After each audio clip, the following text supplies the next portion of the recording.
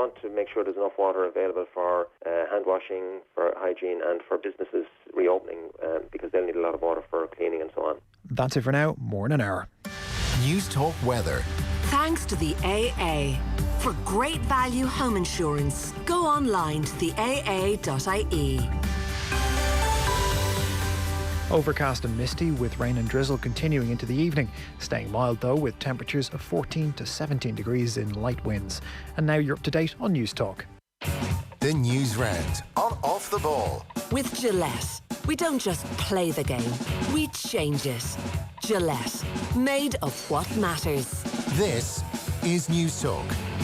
Hello there, welcome along. Wednesday evening show. We've got a fairly nice lineup, I have to say, this evening. Jim Gavin and Miola Murhertig together on the show this evening, all part of a charity effort that they're very much behind. We'll tell you more about that in a few moments' time. Wednesday night rugby, we have Jeremy Davidson with us. He is the coach at Brive, head coach at Brive. He's doing very well there. He's worked away in the French second division for a number of years and then got his break as head coach at Brive. He's got them promoted. He signed a contract extension, was a brilliant player, as I'm sure lots of you remember. 2 Lions tours, injury ended his career early at the age of 28 or so. So we're going to check in with him alongside Keith Wood. And then on the football show, Stephen Kenny doing some media today, pretty much the first media he's done in a while, or certainly since he got the job. Nathan was out chatting to him at Abbottstown. We'll hear what Kenny has to say after 9. 53106, the text number. We're at Off the Ball on Twitter. Richie McCormack, as ever, hello to you. How are you, Joe? You well? Very well. And Nathan Murphy, who will be chatting Stephen Kenny later on, but Nathan Murphy, who was out at Abbottstown this morning. Hello to you. Evening, Joe. So a few bits going on. Just to give a push again, because Jim Gavin and Miola Murhertig have given us a bunch of their time. Basically, next Wednesday, we're broadcasting a GAA inter-county quiz.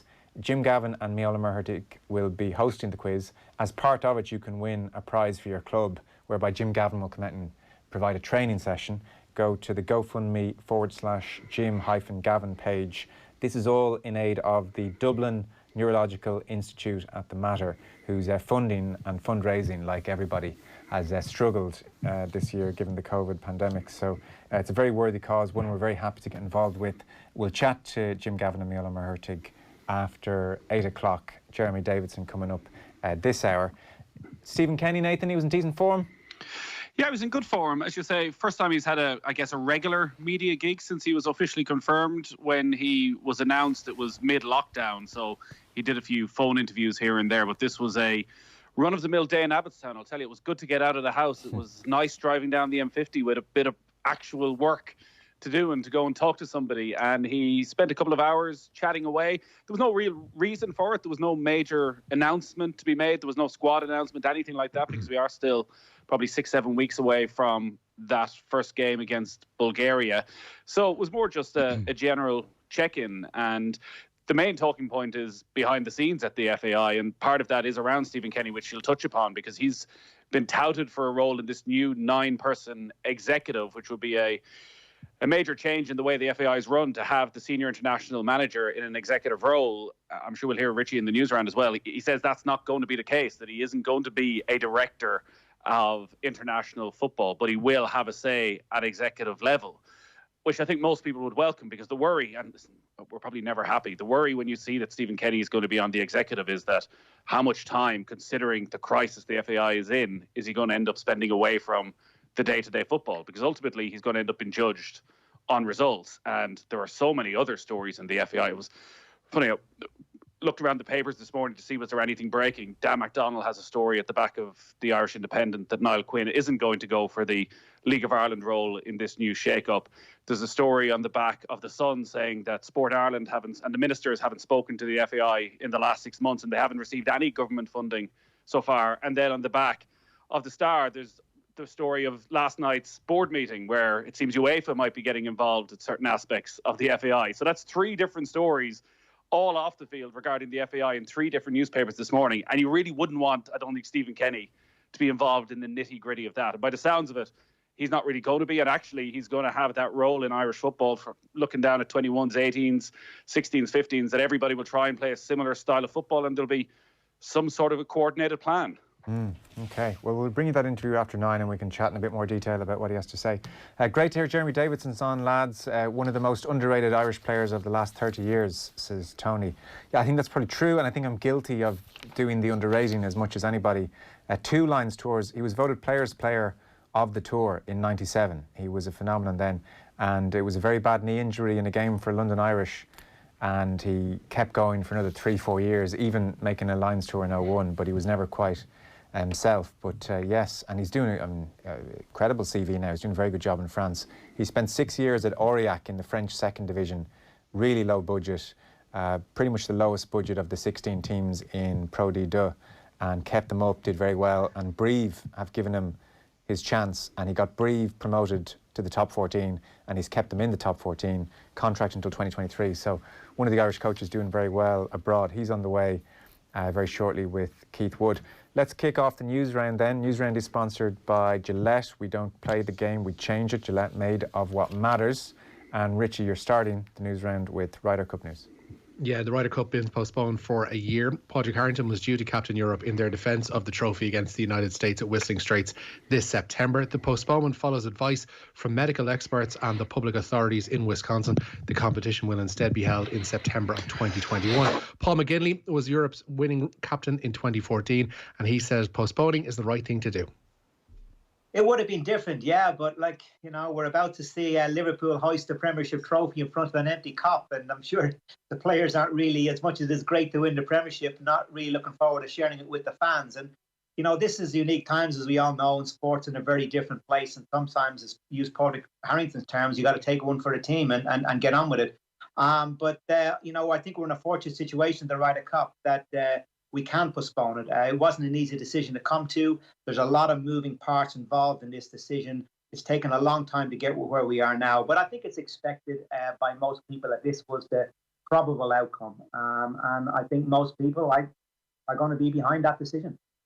Yeah, on balance, Nathan, probably the right decision. It all presupposes we can have fans next year, and let's really, really hope that's the case. I think we're of the same opinion here, would emphasise that thus far on the PGA Tour, fans have not been missed at all.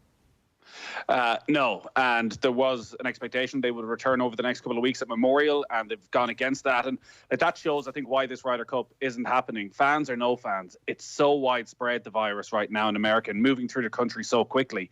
There had to be a real fear that by the time they got to Whistling Straits, that there would be a risk of the players, again, testing positive on the week of the tournament. And supporters or no supporters, you're going to end up with a few thousand people there working. That for that to happen on the week of a Ryder Cup would be just a risk that they couldn't take. Because I think even Paul McGinley, from listening to him there, compared to when we spoke to him, I think on Golf Weekly about a month ago, where he felt they really need to leave this as late as possible, that just because there's not spectators, as he mentioned, Liverpool shouldn't be a reason not to have it. That go ahead if you can, if it's safe. But I think because it's just exploded in America over the past month or so, they really had no choice. It's just too much of a risk. Yeah, you make a good point as well, actually. I mean, it's not like a regular tournament where if 2 players test positive, tournament survives. You can't really have a Ryder Cup if suddenly 2 marquee players go down. So that's been coming a long time. Padraig Harrington gets another year of talking about the Ryder Cup. He will enjoy that, I'm sure. Oh, my God. Richie, there's Premier League tonight? Yeah, there is. There were 3 6:00 starts in the Premier League. Manchester City currently leading by 2-0 at home to Newcastle. Those goals both in the first half from Gabriel Jesus and Riyad Mahrez. Scoreless at Bramall Lane, where Sheffield United are up against Wolves. And Jay Rodriguez gave Burnley a 1-0 lead away to West Ham in the first half. And so it stays at 8:15. Brighton play host to champions Liverpool. Ahead of that game, Liverpool manager Jurgen Klopp confirmed that Adam Lallana has played his final game for the club. He's out of contract in the summer. West Brom, meanwhile, have gone top of the Championship this evening. Republic of Ireland under-21 defender Dara O'Shea scored in a 2-0 win over Derby. Derby finished that game with 10 men. Earlier, Middlesbrough moved 2 points clear of the relegation zone with a 2-0 win away to Millwall. As Nathan alluded to there, Stephen Kenny says a unified approach from the senior team down can only benefit Irish football. The Republic of Ireland manager has spoken today of the need to constantly develop players in this country. And Kenny told Nathan earlier today he's in regular contact with Ireland's underage managers about player progress. We haven't had players like, believe it or not, Nathan, with Jeff Hendrick and Robbie Brady are 28 now, right? Now, apart from Alan Brown, who came from Cork City, and Shani Maguire played in Gibraltar, right? Apart from those two Cork City lads that have played once and twice in terms of starts, competitive games, the next player from the 28-year-olds is Aaron Connolly at 19. Yeah. So we've 9 years of no players actually making the breakthrough. 9 players out player coming through. So all of a sudden we've got all these players now that all the underage managers have been working with, and all of the clubs throughout the country have been working, and we have these players who I feel over the next few years are ready to come through, and we want to change that. Every year we want to have a production line, but we want to have a number of players who are capable of stepping up. My God, Nathan, will this man stop talking sense? It's disconcerting. It's worrying me. I'm not used to this. Well, it's funny looking at the reaction online because, as I said, there were no great news lines out of this, and it felt like a run-of-the-mill chat with Stephen Kenny. But the positivity that I saw online to, oh my God, this guy, he's just actually answering questions in a normal way. There doesn't seem to be an ulterior motive. He's just talking about the future of Irish football and taking a genuine interest in it. He spoke at one stage of they have a new analysis room in the FAI. Firstly, how have they gone this long without having a proper analysis room, and how excited he was about that. But he made the point, well, they probably didn't need an analysis room for the senior team previously because they weren't based here. No. Where were they based? They were based in various parts of England, whereas at the moment you have Stephen Kenny, Keith Andrews, Damien Duff, all based here. So they're actually spending time. They have an office in Abbottstown at the FAI and are working from there. So, yeah, it is. You always... Certainly so far, and he hasn't had a match yet, you come away feeling quite good about the future. And it's also in his interest. So I know certain people will think, again, he's the senior manager. What relevance is the under-16, the under-17 team? But say Euro 2026, which I'm sure he still hopes to be in charge for, 6 years away, those 16, 17-year-olds should be making a push for the senior squad by then. So it is very much in his interests to get the ball rolling and make sure when they do come near the senior squad, they're ready. No, it's great. He talks perfect sense, and it was obviously a messy situation with the COVID thing and McCarthy and everything, and that was well handled by the FAI ultimately, regardless of results, and ultimately that's how he'll be judged. You have to say everything he says is eminently sensible and refreshing, and it's been a while since we've had a manager talk that way. So, Rich, where are we going next? The FAI have set the wheels in motion to make Chidozie Ogbene a Republic of Ireland player. The winger helped Rotherham gain promotion to the Championship this season. Ogbene was born in Nigeria but moved to Cork as a child, and he's played for both Cork City and for Limerick. Actually, sorry, that sounded like a major dig at Mick McCarthy or something. I don't mean it that way. I mean, he talks about the broader game. In the Irish game, and even he's so on top of his brief there, has the ages of players, details, just his aspirations for Irish football overall, Nathan, is what I mean, as opposed to just the immediacy of winning the next game or defending themselves in the media is kind of what I'm getting at. It sounded like I was having a major dig at Mick McCarthy or something, which was not what I meant. I quite liked Mick as well. Did you get my meaning? No. I've been to hundreds of these press briefings, Joe, over the last 15 years, from Staunton to Trapattoni to O'Neill to McCarthy. And if you talk about underage systems, there's a general... their eyes start to glaze over because it's nothing to do with me. Yeah. It's nothing to do with me. I am the senior international manager and I will be judged on results. And Stephen Kenny will have to put up with that as well. But it does seem as though he wants to leave a little bit of a legacy as well, that while he's in this position, he's waited his lifetime for it. He's going to try and make some changes that even if things don't go well at senior level and he's gone in 2 years, 4 years, that there is something in train that continues. Now, maybe it's pie in the sky stuff and none of this actually happens, but at least he's thinking about it and talking about it. Yeah, I totally agree. And look, if they lose every match 6-0, people will dismiss it as like irrelevant and who cares? But I think it should be welcomed. News from Waterford, Richie.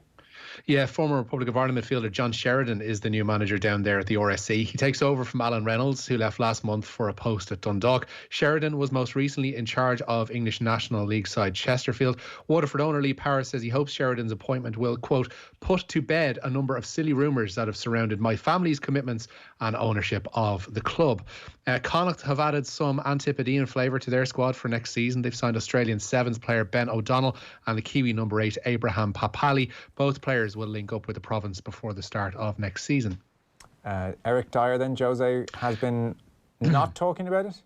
Pretty much, yeah. Jose Mourinho refusing to comment on Eric Dier's 4-game ban for climbing into the stands to confront a supporter in March. The defender handed the sanction for the incident after their FA Cup defeat to Norwich. He's also been fined £40,000 for his trouble. Mourinho has previously said he did not expect Dier to receive any punishment, but he's now keeping stum. No reaction. I prefer no reaction. Do you think the punishment is too harsh? I'm not going to answer. If I answer, I'm going to be in trouble, and I don't want to be. So I have no comments about that. How difficult will it be for you to cope without him for 4 of your remaining 5 games? I cope with Alderweireld, with Davidson, Sanchez, and Jan Vertonghen. There we are. Glad I wasn't that interviewer this afternoon. It's a bit mad, isn't it? A 4-game ban? Yeah, it seems a lot. I understand when it comes to punishment for something like this that you're trying to lay down a marker so that other players, if they're being abused, don't feel they can do a cantona on it. But anybody who looked at that and sees his brother's been abused in the stand, a 4-game ban? Okay, give him a 1-game ban. He didn't tear into the stand and start throwing digs. He slowly walked over the seats. It's not like they needed a deterrent that this is likely to happen again. But he probably went over the seats as fast as he could, in fairness. We'll talk again just after 9, Nathan, and play that Stephen Kenny interview in full. Richie, as ever, thanks for this evening. See you, lads. Richie McCormack, Nathan Murphy there. By the way, you may have heard our interview last night with Sarah Rowe, who is of Mayo and Collingwood. You can watch that on the OTB Sports app or listen if you haven't heard it. She was launching 20 by 20's latest chapter, I suppose, in the campaign, No Proving, Just Moving campaign, i.e. get everybody participating is the point of it. And so this week, we've got a special prize. We're linking up with the campaign. We're giving our female listeners the chance to win 3 weeks of training advice and mentoring from Sarah Rowe herself. The logic being 21 days to form a habit. So to be in with a chance of winning, all you have to do is send us a 10-second video telling us why you need the mentoring or why you need the help and why you should win. You can WhatsApp the video to 0879 180 180. That's 0879 180 180, and we'll announce the winner on Friday. So if you're interested, do get involved there. All part of 20 by 20's No Proving, Just Moving campaign, because it's encouraging women to get active and participate. Right, so short ad break. After 8 o'clock, we've got Jim Gavin and Miola Murhertig. In the meantime, it's Wednesday Night Rugby. We have Keith Wood and Jeremy Davidson.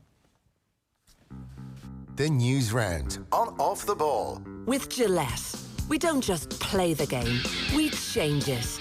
Gillette, made of what matters. The Skoda Octavia driver is a tall